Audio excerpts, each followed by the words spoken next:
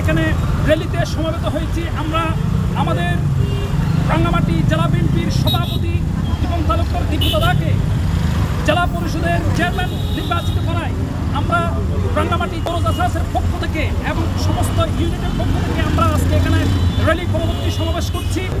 দেশনায়ক তারেক রহমানকে, যিনি আজকে অনেকটা সময় বিলম্বিত হলেও আজকে রাঙ্গামাটি জেলা পরিষদের যে একটা সুনির্দিষ্ট প্যানেল তিনি উপহার দিয়েছেন, এই জন্য আমরা তার কাছে অনেকটা কৃতজ্ঞ এবং ধন্যবাদ জ্ঞাপন করছি। আমরা চাই দুঃসময়েও যে আমাদের প্রাণপ্রিয় নেতা দীপন তালুকদার দীপু দাদা ছিলেন এবং বর্তমানেও আছেন, ভবিষ্যতেও থাকবেন। দেশনায়ক তারেক রহমানকে ধন্যবাদ এবং কৃতজ্ঞতা জানাচ্ছি।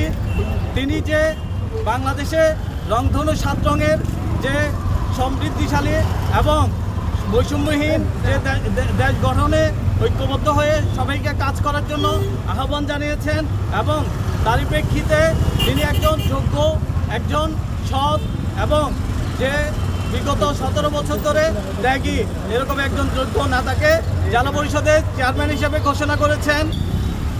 জনাব দীপেন তালুকদার দীপু দাদাকে রাঙ্গামাটি জেলা পরিষদের চেয়ারম্যান নির্বাচিত করায় রাঙ্গামাটি পৌর জাসাসের পক্ষ থেকে আজকের শুভেচ্ছা মিছিল